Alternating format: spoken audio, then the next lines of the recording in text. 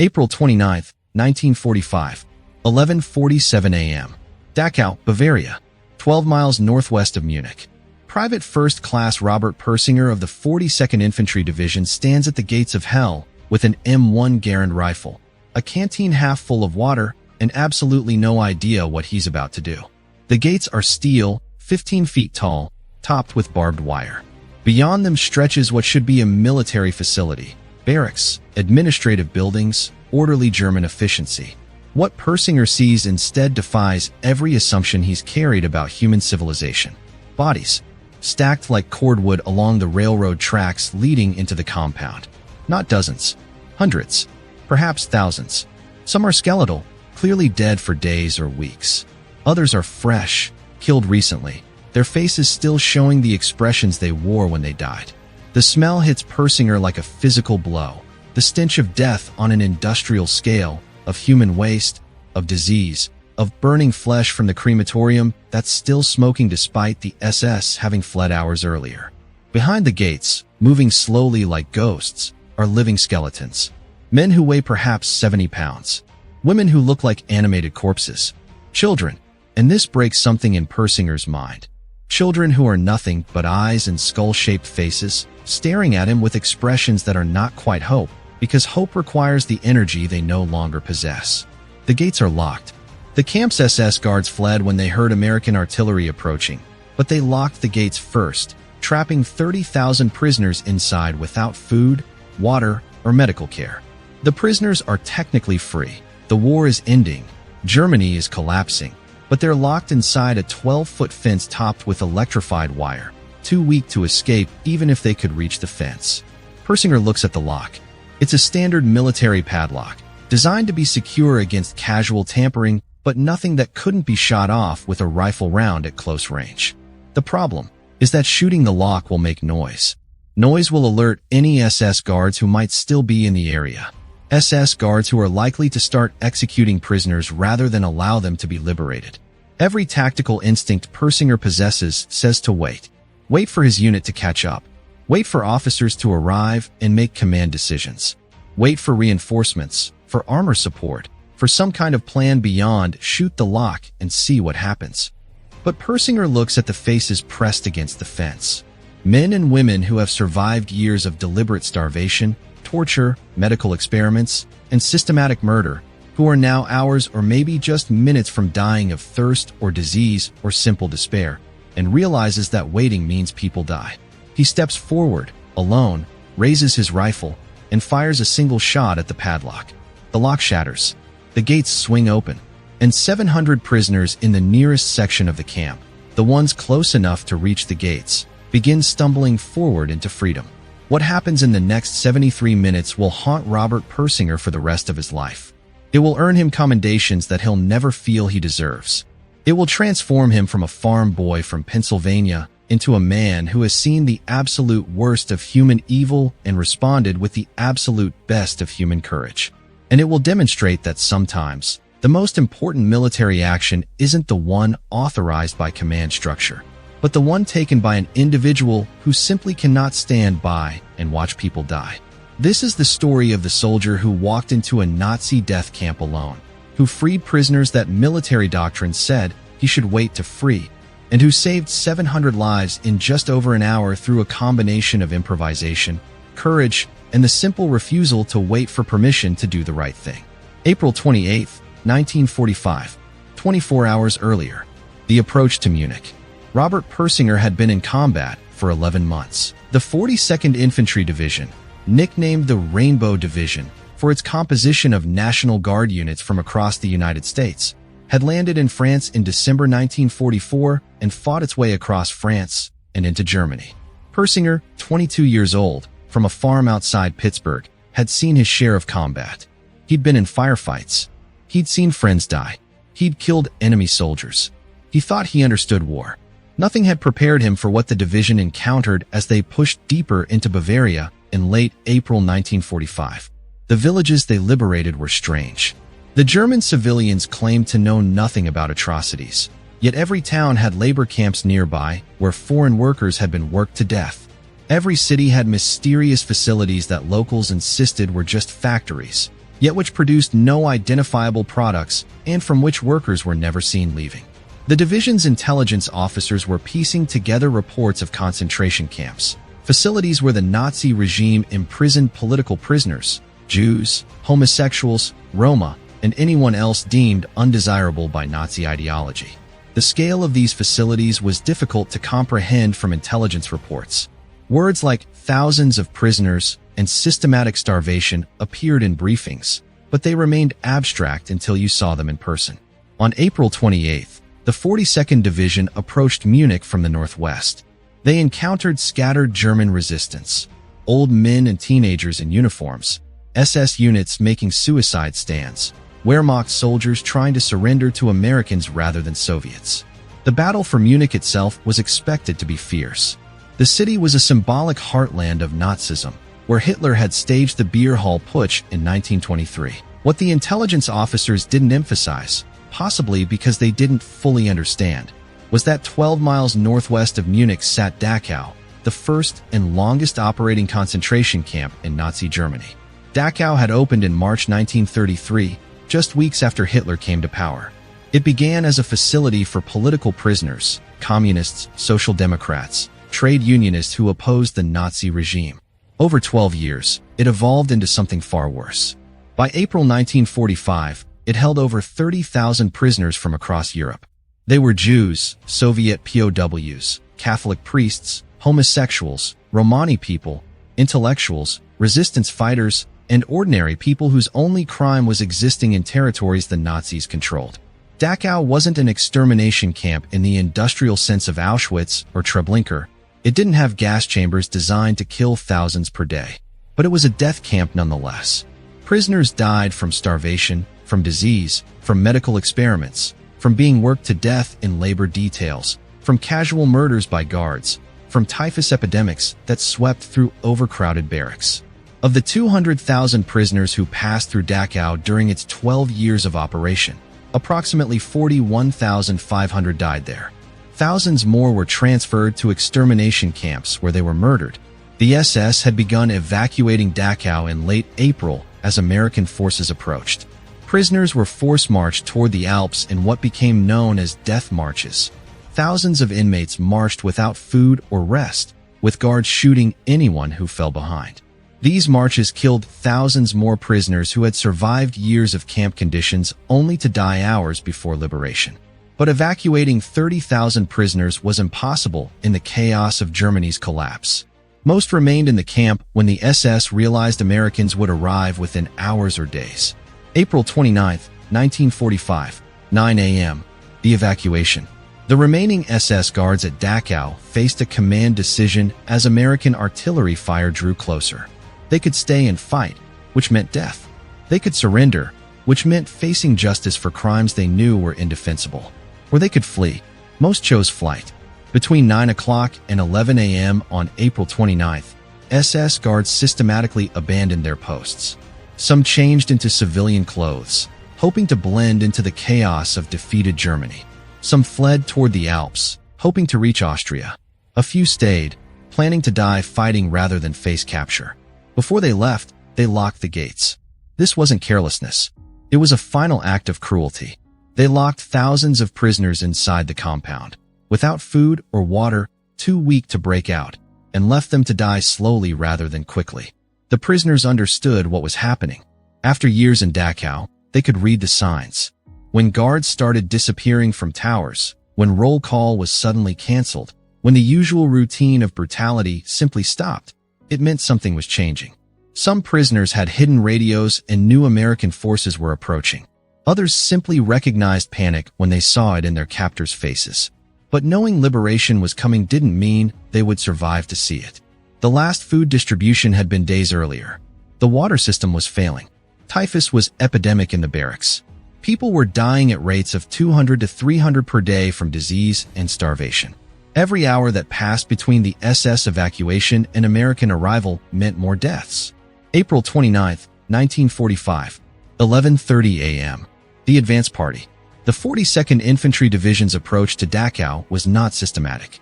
This wasn't a planned assault on a known facility with intelligence preparation and tactical coordination. It was a combat unit advancing through chaotic terrain, encountering targets of opportunity, and responding to situations as they developed. The division had split into multiple columns to cover more ground. Robert Persinger's squad was part of a reconnaissance element pushing northwest of Munich, checking villages and roads for German resistance. They weren't looking for concentration camps. They were looking for Wehrmacht units, SS holdouts, anything that might threaten the main advance. At approximately 11:20 a.m., Persinger's squad encountered a group of civilians on the road. Foreigners, clearly not German, walking away from something. The civilians spoke limited English, but managed to communicate that they had escaped from a camp ahead. A very bad camp. Many people dying. Germans gone, but prisoners locked inside. The squad leader, a sergeant named James Morrison, made the decision to investigate. This wasn't in their orders, but the reports suggested a POW camp or labor facility that needed securing. They advanced cautiously, following the railroad tracks that the civilians indicated. What they found was beyond their comprehension. The railroad spur leading to Dachau was lined with boxcars. Inside the boxcars were bodies. Thousands of bodies, prisoners who had been evacuated from other camps, transported in sealed freight cars without food, water, or sanitation. Many had died during transport. The survivors had been so weak that when the train arrived at Dachau and the guards simply abandoned it, they lacked the strength to escape. They died locked inside the boxcars, within sight of the camp that might have had food or water, unable to break out.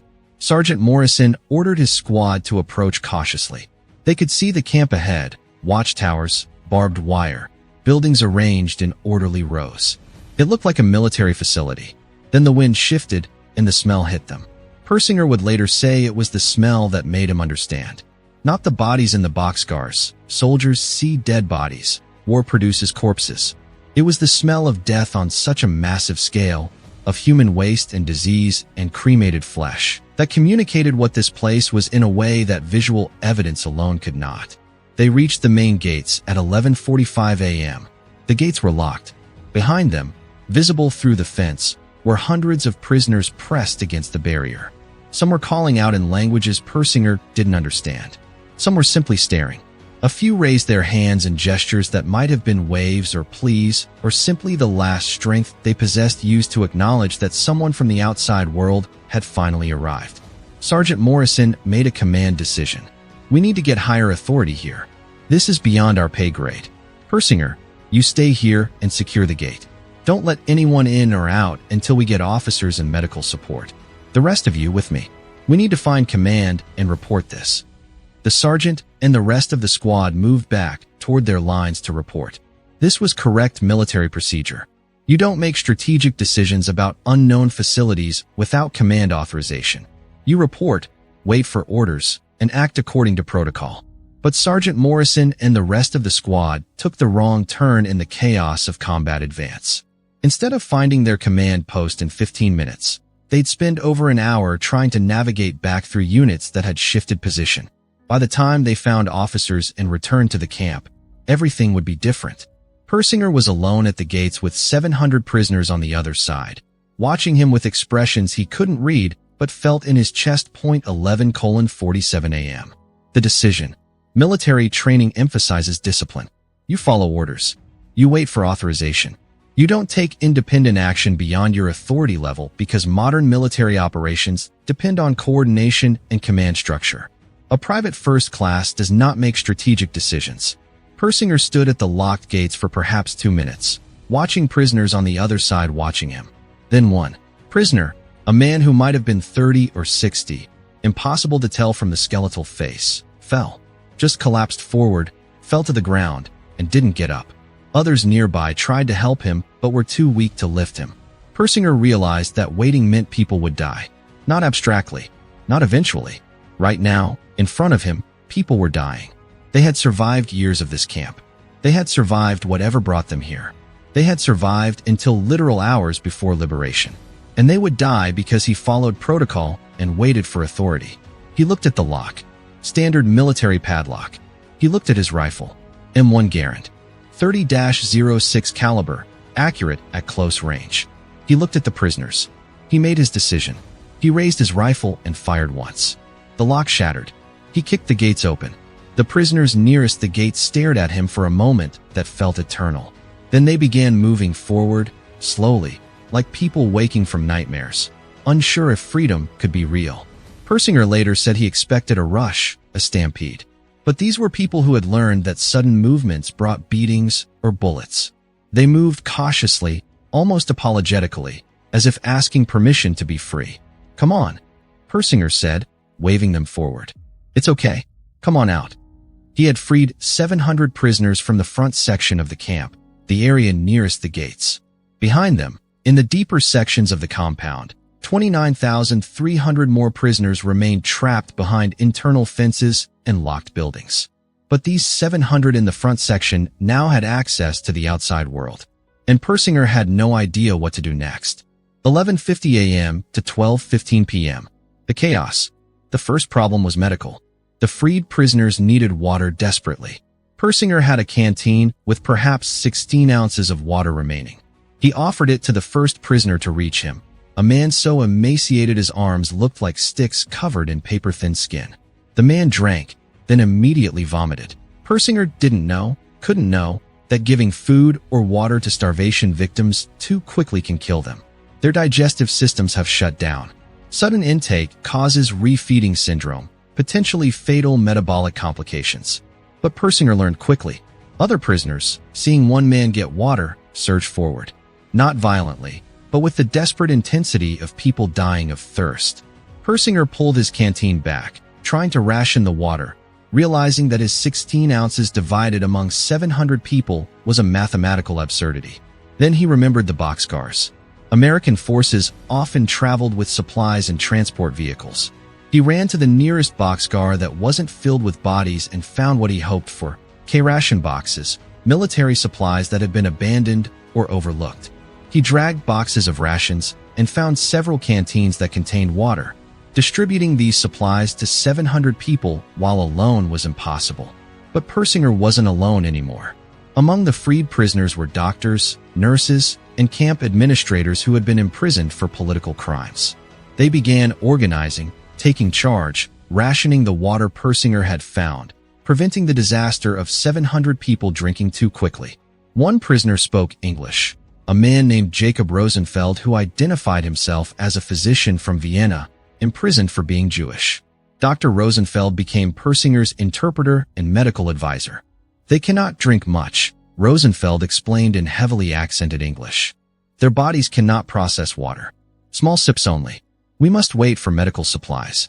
The second problem was security.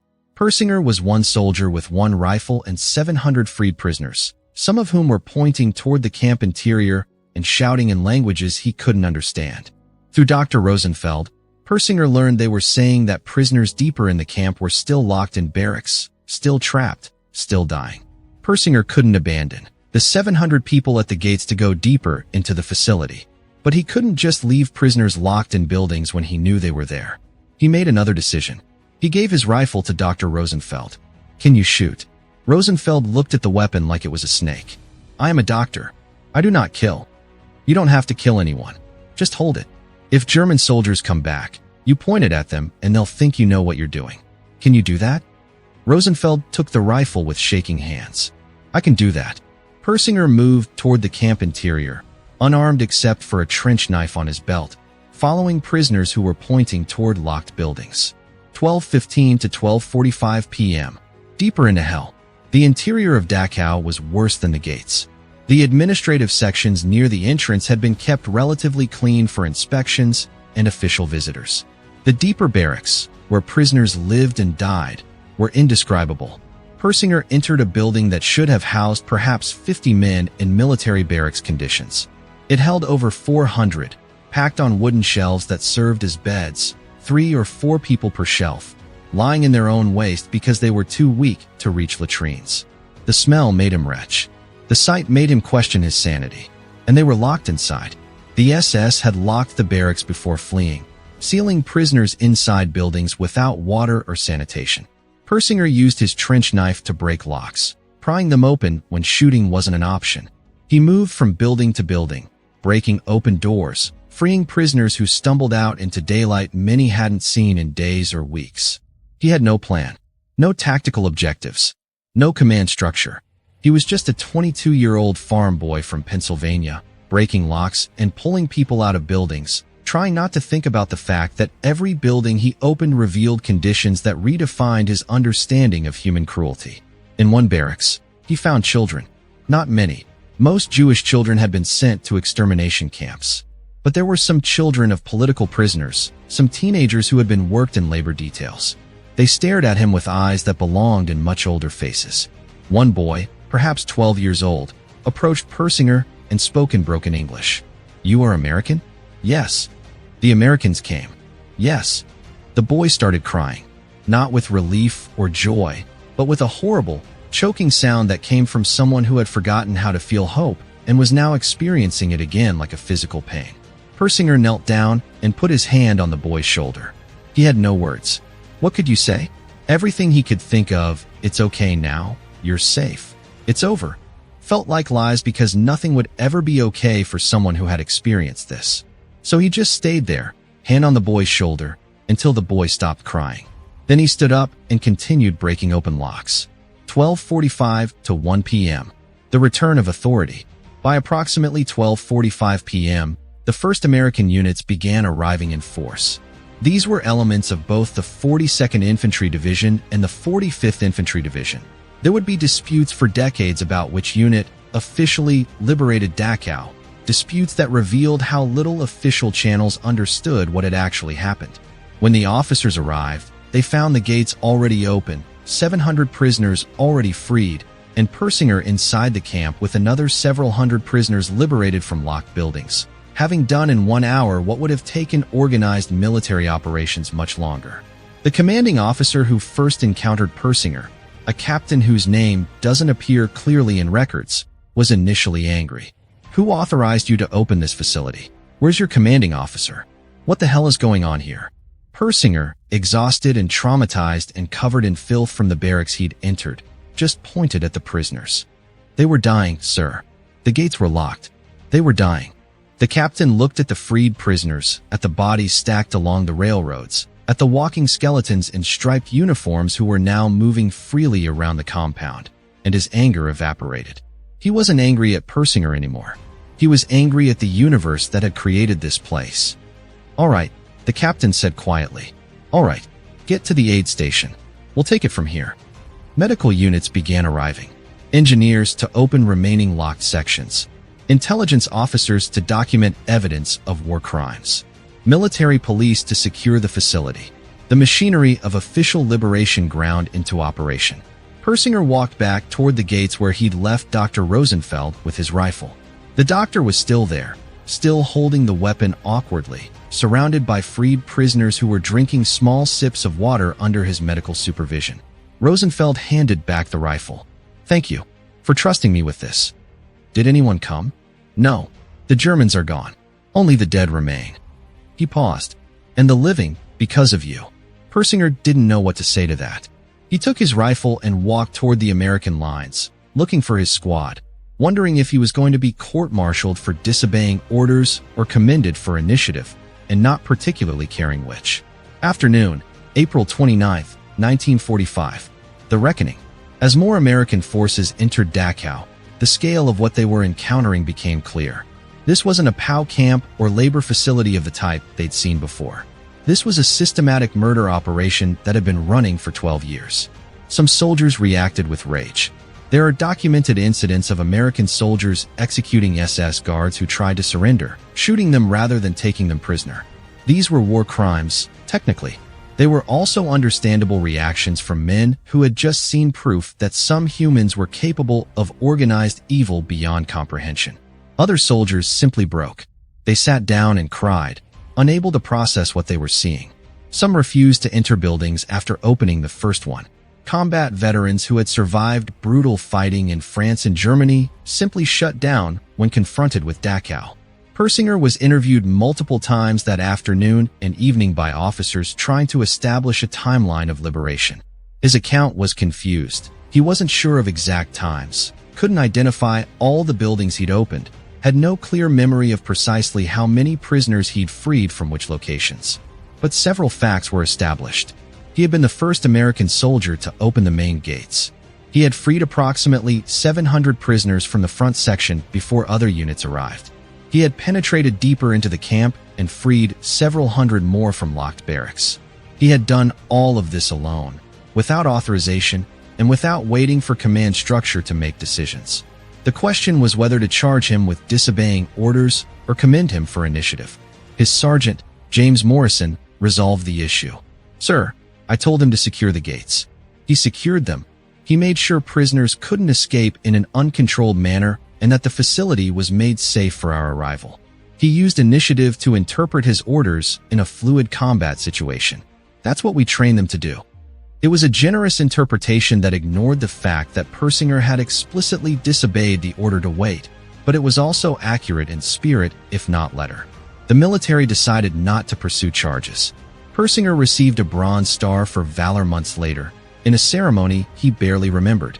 He didn't feel like he'd done anything heroic. He'd just broken some locks because people were dying. December 1945. The aftermath. Dachau's liberation was documented extensively.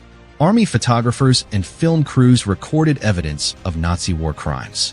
The images and footage would be used at Nuremberg trials. They would also traumatize viewers for generations. Photos of skeletal prisoners, of bodies stacked like cordwood, of crematorium ovens still containing human remains. But the liberation itself was chaotic and poorly documented. The dispute between the 42nd and 45th Infantry Divisions about who officially liberated the camp meant that individual actions like Persinger's were often lost in competing narratives. Persinger didn't talk about it much. When the war ended, he returned to Pennsylvania, worked on his family farm, married, raised children. He rarely discussed Dachau, even with family. When pressed, he would say only that he'd been there, that it was bad, and that he didn't like to remember. Of the 700 prisoners Persinger freed from the front section of the camp, tracking their subsequent lives is difficult. Camp records were incomplete. Many prisoners returned to countries that fell under Soviet control, making follow-up impossible. Others emigrated to America, Israel, or other nations and built new lives, often without discussing their camp experiences. But Dr. Jacob Rosenfeld, the Viennese physician who held Persinger's rifle and helped organize the freed prisoners, survived.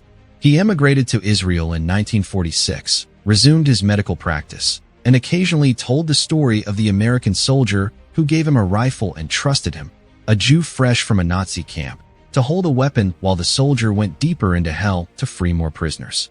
Rosenfeld died in 1982, but before his death, he wrote a letter to the U.S.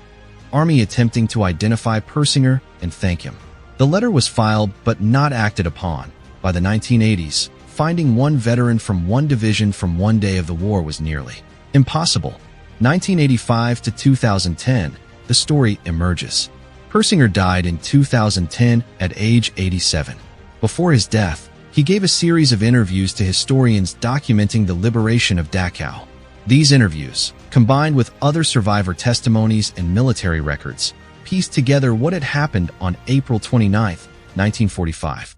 The story that emerged was of a 22-year-old soldier who made a decision that military doctrine said he shouldn't make, who violated orders because waiting meant people would die, and who spent an hour breaking locks and freeing prisoners because it was the right thing to do, regardless of authority or authorization.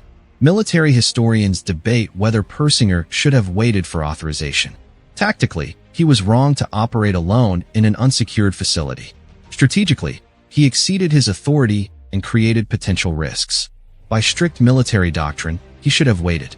But everyone who studies the incident agrees on one point. If he had waited, many of the 700 prisoners he freed would have died before official liberation operations began.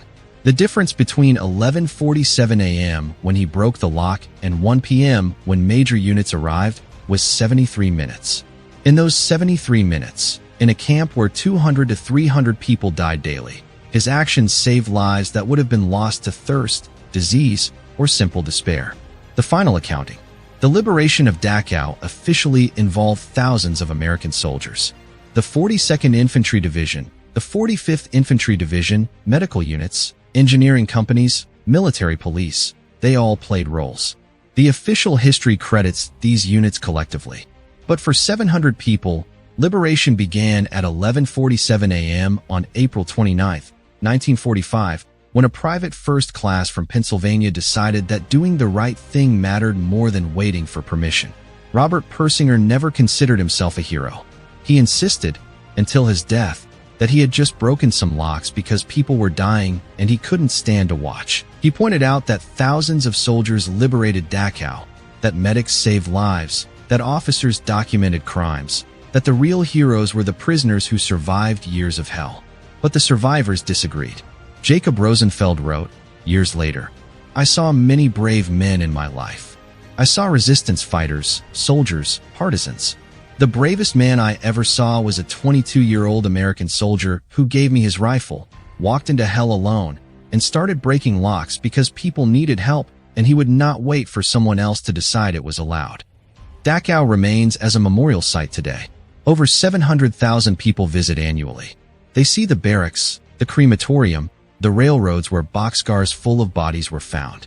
They learn about the 200,000 prisoners who passed through the camp, the 41,500 who died there, the systematic cruelty of Nazi ideology.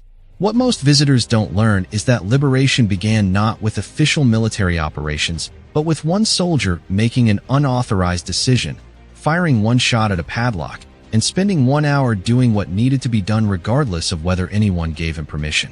One man, one rifle, 1 hour. 700 lives saved because he refused to wait for authority to grant permission to do what was obviously right. And the lesson, if there is one, is that sometimes the most important thing you can do is exactly what you're not supposed to do, when waiting for authorization means people die, and when your conscience tells you that some things matter more than following orders. Robert Persinger broke that lock because prisoners were dying. He freed 700 people because waiting meant they wouldn't survive. He violated protocol because sometimes the right thing to do is obvious, and sometimes waiting for permission means being complicit in tragedy. The gates are open now. They've been open for 80 years, preserved as memorial to ensure the world remembers what happened. But for 1 hour on April 29, 1945, those gates were locked, and one soldier decided that was unacceptable. He walked into hell alone and started breaking locks. Not because anyone ordered him to. Not because it was tactically sound. Not because he'd receive recognition. He did it because people were dying, and he had a rifle that could break a lock,